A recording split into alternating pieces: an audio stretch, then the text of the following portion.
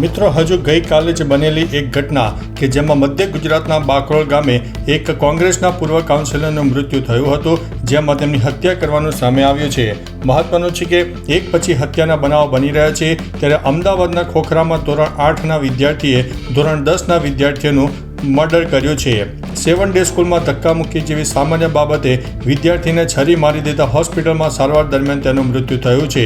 19 August ધોરણ 10ના વિદ્યાર્થી ઉપર છરી વડે હુમલો કરાયો. ગંભીર ઈજાગ્રસ્ત વિદ્યાર્થીને સારવાર માટે મણિનગરની એક ખાનગી હોસ્પિટલમાં દાખલ કરવામાં આવ્યો.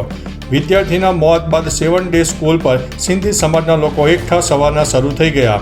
મોટી સંખ્યામાં વાલીઓ એકઠા થઈને હોબાળો કરતા સ્કૂલે તાત્કાલિક રજા જાહેર કરી હતી. મહત્વનું છે કે આ મામલે શાળાના એડમિન મયુરિકા પટેલે જણાવ્યું છે કે કેટલાક દિવસ પહેલાં 2 વિદ્યાર્થીઓ વચ્ચે ધક્કો મારવાની બાબતે તકરાર થઈ હતી. વિદ્યાર્થીએ શાળામાં રજૂઆત ન કરી પણ વાલીએ રજૂઆત કરી હતી, જેમાં 19 ઓગસ્ટના રોજ જે ઘટના બની છે તે શાળાની બહાર બની છે. વિદ્યાર્થી ઉપર છરી વાગતા પેટ પર હાથ મૂકીને સ્કૂલમાં આવ્યો હતો. સીસીટીવીમાં બાળક પેટ પકડીને શાળામાં આવતો પણ દેખાય છે.